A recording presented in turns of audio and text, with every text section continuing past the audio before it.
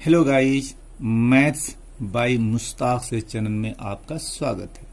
आज मैं आप लोगों को NCERT mathematics for 11th and 12th biology students के लिए इंटीग्रल्स को शुरू करने जा रहा हूं। मतलब इंटीग्रल का ये पहला वीडियो है, इसीलिए लिखा हूं पार्ट 1, मतलब फर्स्ट वीडियो ये बन रहा है। अब हम देखते हैं इंटीग्रल क्या होता है। देखो, ये एक ऐसा सिंबल बनाओ, यह है sign of integration. Sign of integration, इसके आगे एक फंक्शन लिखते हैं, लिख दिया। एफ एक्स क्या है? एक्स का फंक्शन है। एफ एक्स एक्स का फंक्शन है। इसके आगे लिखेंगे डी एक्स। एक और देखो लिखता हूं, sign F Y D Y. अब गौर करो, देखो एफ एक्स जो है एक फंक्शन है एक्स का, तो हमने यहां ds लिया है। एफ वाई वाई का फंक्शन है, तो हमने dy लिया है। पढ़ते कैसे हैं? Integral F X D X. एक बार और, integral F X D X. इसका मतलब क्या होता है? एफ एक्स फंक्शन को एक्स के रिस्पेक्ट में इंटीग्रेट करना है। यहां भी देखो, integral F Y D Y. इसका मतलब क्या होता है? एफ वाई फंक्शन को वाई के रिस्पेक्ट में इंटीग्रेट करना है। ये तो रहा मतलब। तो कुछ और चीज जानो। देखो, जब एफ एक्स को एक्स के रिस्पेक्ट, एफ एक्स फंक्शन को एक्स के रिस्पेक्ट में इंटीग्रेट करोगे तो लास्ट में एक रिजल्ट मिलेगा। उस रिजल्ट को नाम देते हैं इंटीग्रल। क्या नाम देते हैं? इंटीग्रल, है ना। फिर समझो, एफ एक्स फंक्शन को एक्स के रिस्पेक्ट में जब इंटीग्रेट करोगे तो लास्ट में एक रिजल्ट मिलेगा। उस रिजल्ट को बोलते हैं इंटीग्रल। क्लियर?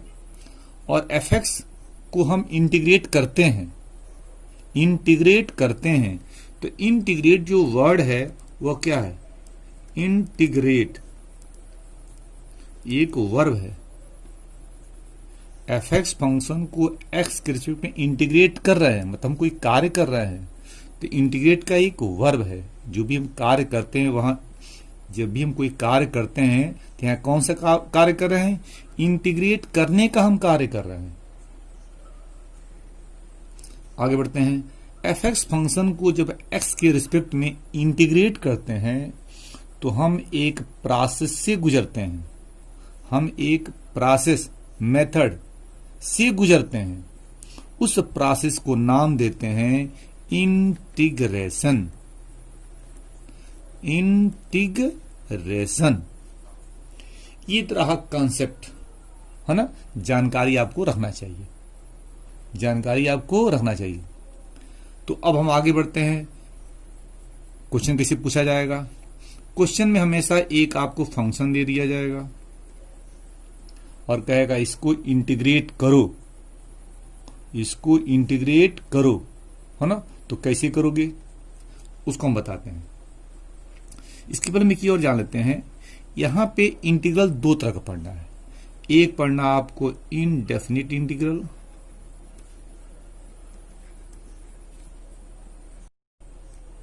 तो क्या बताया हमने?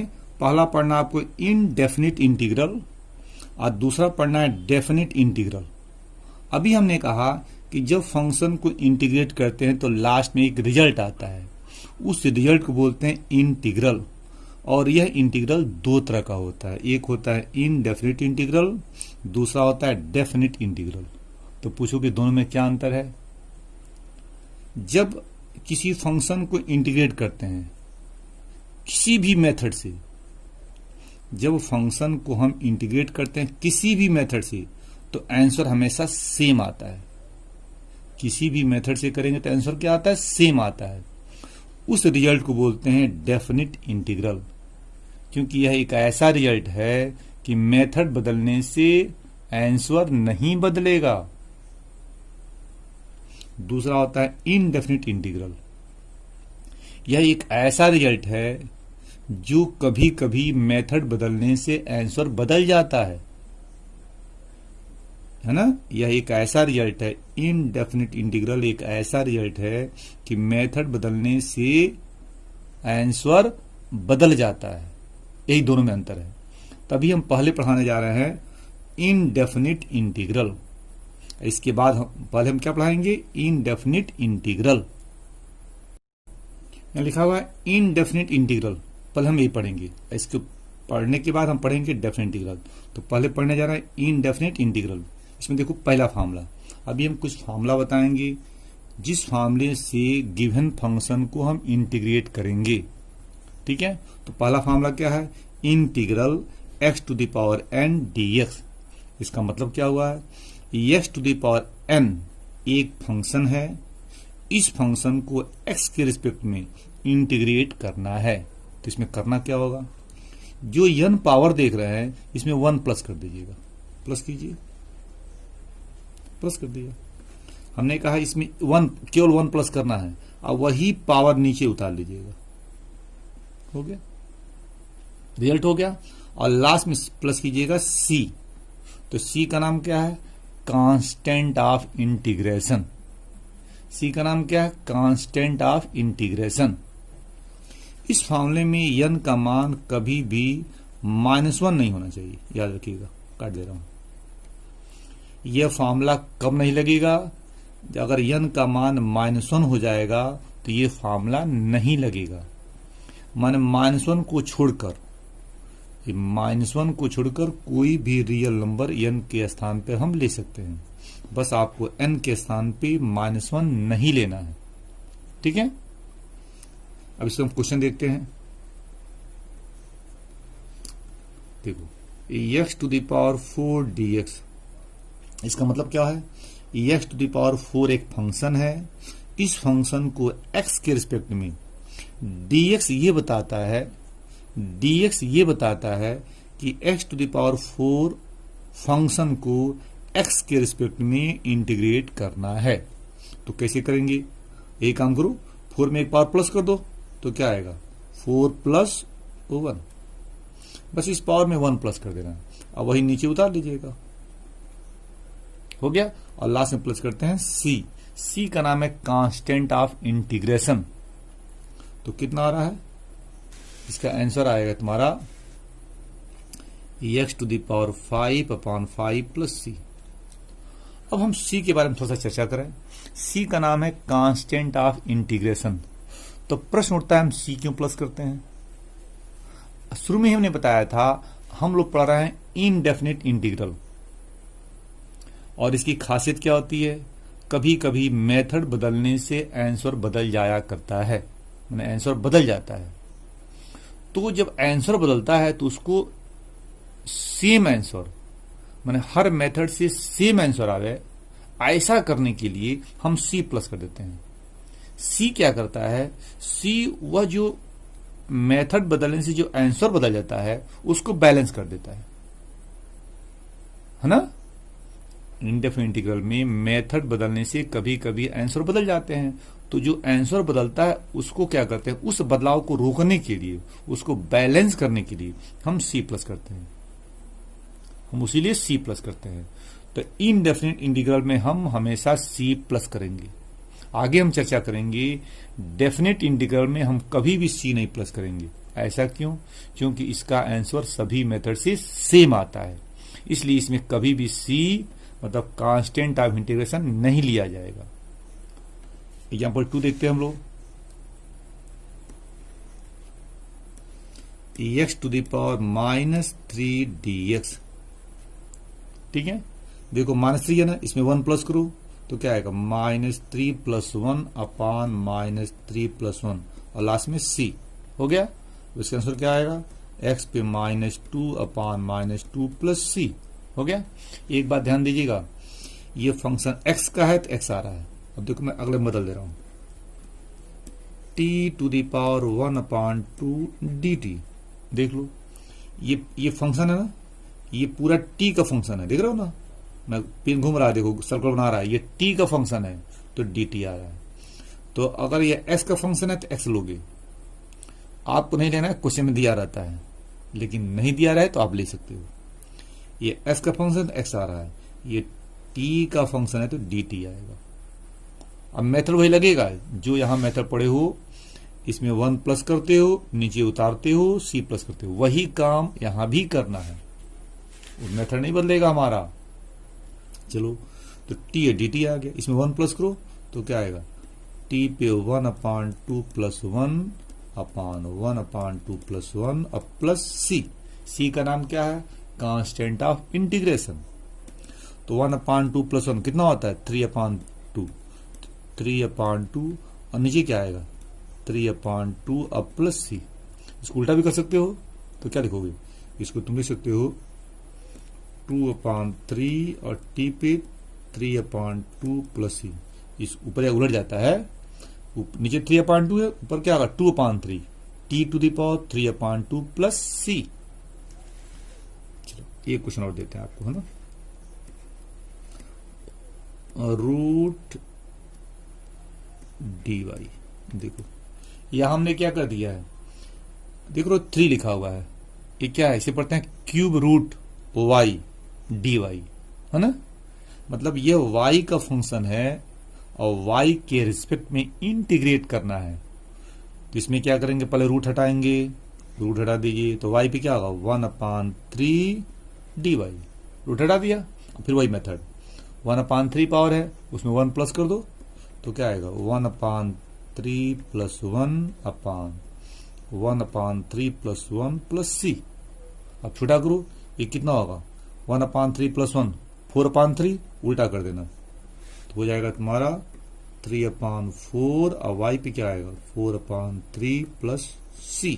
फिर समझ लो 1/3 प्लस 1 4/3, ऊपर उलट जाएगा 3/4 y to the power plus करो 4/3 अब प्लस c। आंसर हो गया। Second formula integral dx। अब यहां देखो ds के आगे कोई फंक्शन नहीं दिया हुआ है, पढ़ोगे इंटीग्रल dx माने ds के आगे कोई फंक्शन नहीं दिया गया, जैसे पढ़ते हो यहां पे देखो लिख रहा हूं इंटीग्रल fx ds, ठीक है, यहां फंक्शन fx है, यहां पे कोई फंक्शन नहीं है, ठीक है। ऐसी क्वेश्चन हम क्या करते हैं, ds को ही इंटीग्रेट करते हैं। जब ds के आगे कोई फंक्शन नहीं दिया गया होगा तो हम ds को ही इंटीग्रेट कर देंगे, और dx का इंटीग्रेशन x होता है और लास्ट में c प्लस कर दोगे। फिर देखो dy कर दिया, अब हम dy को इंटीग्रेट कर देंगे तो क्या होगा y हो जाएगा प्लस c। dt दे दिया तो क्या करोगे, अब dt को ही हम इंटीग्रेट कर देंगे तो क्या होगा t हो जाएगा अब प्लस c हो जाएगा। ये तरीका होता है, ठीक है। अब यहां देखिए कुछ मैं एग्जांपल आपको दे दे रहा हूं। एग्जांपल देखिए, यहां देखो 7x to the power 9 dx, example हमारा है, देख रहे हो वहां पे। अब यहां देख रहे हो 7x to the power 9 dx, 7 क्या है कोफिशिएंट है तो 7 छोड़ दीजिएगा, छोड़ दिया, 7 का कोफिशिएंट है छोड़ दिया हमने, छोड़ दिया ना। और x टू द पावर 9 कौन फार्मूला अभी पढ़ा आपने, ये फार्मूला ex पे n dx पढ़े हो ना। क्या करते हो, इसमें 1 प्लस करते हो तो क्या है x पे n प्लस 1, वही नीचे उतारते हो और लास्ट में क्या होता है c। n में 1 प्लस करते हो, वही पावर नीचे उतारते हो और लास्ट में c प्लस करते हो। तो देख लो 7 कोफिशिएंट छोड़ दिया, छोड़ दिया ना।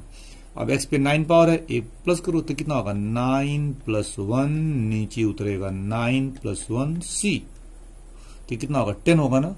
तो 7/10 x टू पावर 10 c, तो हो जाएगा 7/10 x पे 10 और प्लस c। ये तरीका है। तो कोफिशिएंट को क्या करते हैं हम छोड़ देते हैं। चलिए एक और देखिए, उसी को मैं देखो 7 ds कर दिया। अब यहां फिर देखो, फिर क्या है 7 क्या है फंक्शन नहीं है, 7 वास्तव में कोफिशिएंट है, किसका dx का, तो 7 छोड़ दीजिएगा और dx का इंटीग्रेशन क्या होता है x होता है, तो 7x और प्लस c। एक और देख लीजिए, -6 dy, तो -6 क्या है, कोफिशिएंट है, छोड़ दीजिए। और तो हमने क्या किया, -6 कोफिशिएंट है, छोड़ दिया। और dy का इंटीग्रेशन क्या होता है, y होता है, और लास्ट में c हो गया। अब थर्ड फार्मूला, दो फार्मूला हो गया। ये पहला फार्मूला आपका ये था, पीछे पढ़ाया गया था। सेकंड फार्मूला ये हो गया। थर्ड फार्मूला देखो, e⁻x dx, e⁻x dx, इसका e⁻x अब प्लस c होता है। देखो e⁻x dx, और यहां दे दिया 2⁻x dx। देखो तीनों समझो ध्यान से, यहाँ 3 क्वेश्चन दिया हुआ, देखो 3 क्वेश्चन है ना। पहला क्वेश्चन क्या है, e⁻x dx, तो e⁻x x का फंक्शन है, इसको x के रिस्पेक्ट में इंटीग्रेट करना है, तो इसका इंटीग्रेशन वही उतर जाएगा, इसमें कोई बदलाव नहीं आएगा। इसमें खासियत क्या है, e⁻x का बेस क्या है, e है। e⁻x एक फंक्शन है जिसका बेस क्या है, e है।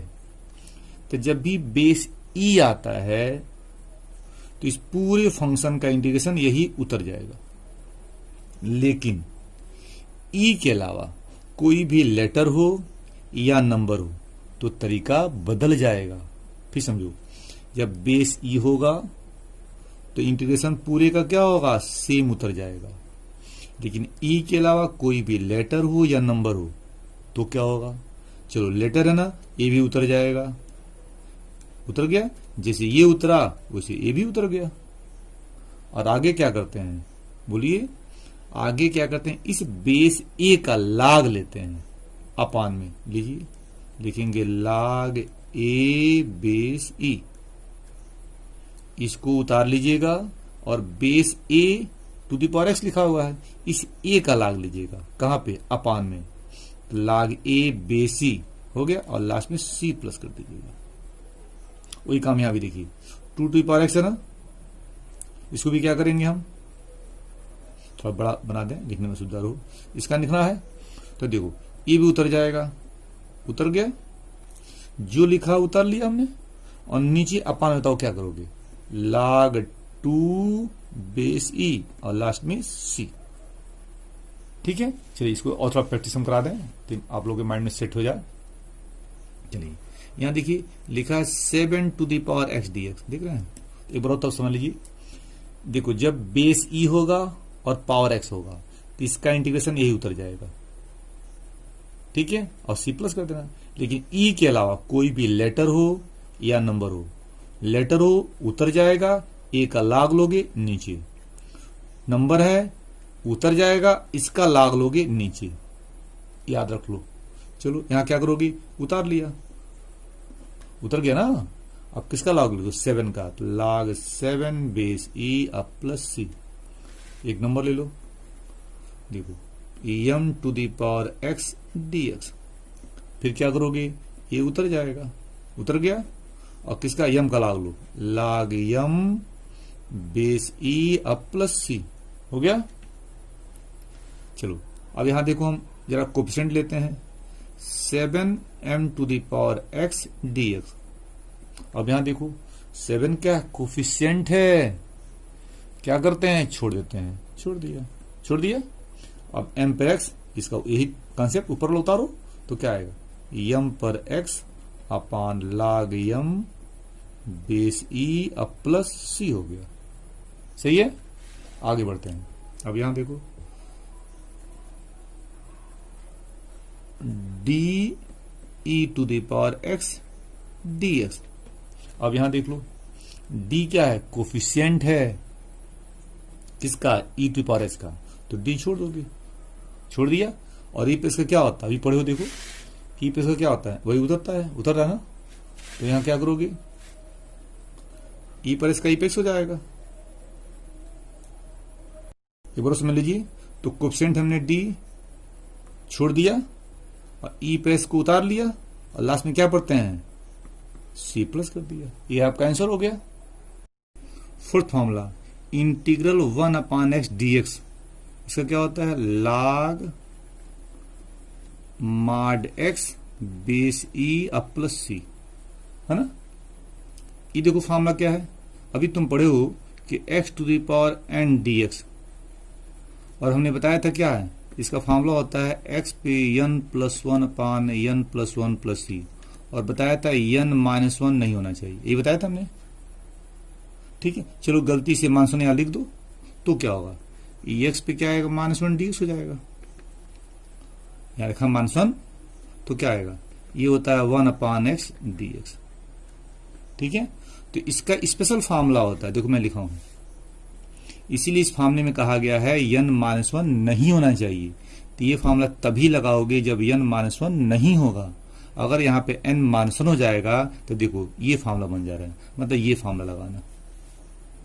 तो इसी को इतना लिख सकते हो ना। तो इसका स्पेशल फार्मूला है integral 1/x dx equal to log mod x plus C, है ना।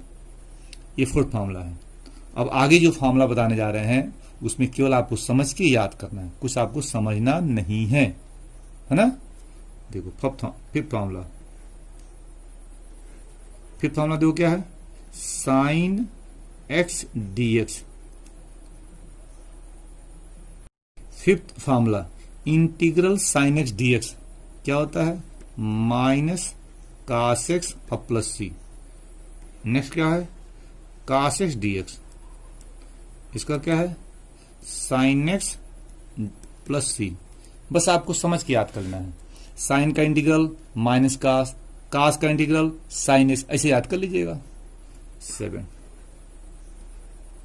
tan x ds क्या होता है log ऑफ sec x अब प्लस सी। इसको आप इसे लिख सकते हो log mod sec x अब प्लस सी। देखो यहां बेस ई नहीं लिखा हुआ ना, बेस ई यहां लिख भी सकते हो छोड़ भी सकते हो। देखो यहां माड नहीं लिया गया, यहां माड लिया गया। तो माड क्यों लेते हैं, माड इसलिए आता है कि लाग में जो देखते हैं, यहां देखो लाग लिखा है ना, लाग एक्स बेस ई, तो एक्स हमेशा पॉजिटिव होना चाहिए। अगर एक्स पॉजिटिव होगा तभी इसका हम लाग ले पाएंगे। तो एक्स को पॉजिटिव बनाने के लिए यहां पे हम माड लेते हैं। अब देखो ऊपर बताया ना, देखो क्या बताया, देखो इसका क्या होता है log mod x होता है। यहां mod x क्यों ले रहे हैं, x को पॉजिटिव बनाने के लिए। तो जब भी हम log लिखते हैं तो उसके आगे mod लिखते हैं ताकि ये नंबर पॉजिटिव हो जाए। अगर पॉजिटिव है तो अच्छी बात है, नहीं निगेटिव है तो ये पॉजिटिव बन जाए, क्योंकि केवल हम यहां देखो x पॉजिटिव होगा तभी उसका हम log निकाल पाएंगे। इसीलिए हम फॉर्मूले में क्या देखो integral tan x ds log sec x लिखो या log mod sec x plus C लिखो, दोनों का मतलब एक ही है। यहां mod लिख भी सकते हो छोड़ भी सकते हो, ये अंडरस्टूड है क्योंकि यह पॉजिटिव होता है, इसलिए हम mod दोनों में लिख दे रहा हूं ना। फॉर्मूला 8 देखो, इंटीग्रल cot x dx क्या होता है log ऑफ साइन x अब प्लस सी। अब माड लिख सकते हो, माड में क्या लिखोगे log mod साइन x अब प्लस सी, हो गया। 9 देखो integral of sec x dx, इसका क्या होता है log of tan x by 2 plus pi upon 4। ठीक है, यहां मार ले रहे हैं। अब दो बार लिख रहे हैं, एक ही बार लिख रहे हैं। यहां देखो मार लिख भी सकते हो छोड़ भी सकते हो। देखो यहां देखो, यहां नहीं लिखा हूं यहां लिख दिया हूं, तो हर जहां भी लाग आएगा उसके आगे आप मार लिख भी सकते हो छोड़ भी सकते हो। मैं लिख दे रहा हूं मार, है ना। तो सेक का फॉर्मूला हो गया क्या, सेक का integral of sec x dx क्या होता है log mod tan x by 2 plus pi upon 4 plus C, है ना। इसका एक और फॉर्मूला होता है log sec x अब प्लस tan x अब प्लस सी। इसका दो फॉर्मूला है, ये भी सही, दोनों याद कर लीजिएगा। 10 देखिए, 10 integral of cosec x, cosec x, इसका भी दो फार्मूला होता है। पहला formula log tan x by 2, मार ले रहे हैं, अब प्लस सी, यहाँ देखो मार नहीं लिया हूं, ले लें, चलो ले लेते हैं, याद रहेगा तुम लोगों को, तो मार ले लिए ना। यहाँ क्या होगा, इसका देखो मार, हमेशा मार ले रहे हैं। अभी देखो integral cosec x D S क्या होता है, log मार tan x बाई 2 प्लस सी, हो गया। इसका एक और फार्मूला होता है, दूसरा फार्मूला क्या होगा, log cosec x minus cot x माड अब प्लस सी। यहां बेस क्या लिखा है, ई, लिख भी सकते हो और छोड़ भी सकते हो। 11 formula sec square X D X क्या होता है, tan एक्स अब plus C. 12 formula cosec square X D X क्या होता है, इसका माइनस काट एक्स अब plus C. 13 formula sec X tan X D X, इसका क्या होता है, ओनली सेक एक्स अब प्लस ये सेक एक्स है। 14 formula cosec X cot X D X क्या होता है, माइनस कोसेक एक्स प्लस सी। आगे बढ़ो। 15 इंटीग्रल 1 अपॉन रूट में 1 minus x square D S क्या होता है, इसका साइन इनवर्स एक्स अब प्लस सी। 16 फार्मूला माइनस 1 अपॉन रूट में 1 minus x square D X, इसका क्या होता है, कास इनवर्स एक्स अब प्लस सी, हो गया। 17 formula integral 1 upon 1 plus x square D X क्या होता है, tan इनवर्स एक्स प्लस सी। 18 formula minus 1 upon 1 plus x square D X क्या होता है, काट इनवर्स एक्स प्लस सी। 19 1 अपॉन एक्स रूट में x square minus 1 D X क्या होता है, सेक इनवर्स एक्स प्लस सी। 20 माइनस 1 अपॉन एक्स रूट में x square minus 1 D x है ना, क्या होगा, कोसेक इनवर्स एक्स प्लस सी, हो गया। इसमें एक बात ध्यान दीजिएगा, यहां फॉर्मूला लिखा हुआ है, इसका क्या है, ये लिखा हुआ ना, यहां पे आगे माइनस लिखा हुआ है, ठीक है, तो उसका फॉर्मूला बदल जा रहा है। देखो ये दोनों सेम फॉर्मूला है, यहां प्लस है तो साइन इनवर्स क्या आ रहा है, साइन इनवर्स एक्स आ रहा है, और माइनस है तो कास इनवर्स एक्स आ रहा है। इस यहां भी देखो प्लस है तो tan में आ रहा है, माइनस में काट में आ रहा है। यहां देखो प्लस है तो सेक में आ रहा है और माइनस है तो कोसेक में आ रहा है। आप चाहो तो इस फॉर्मूले से बच सकते हो, देखो कैसे बच सकते हो।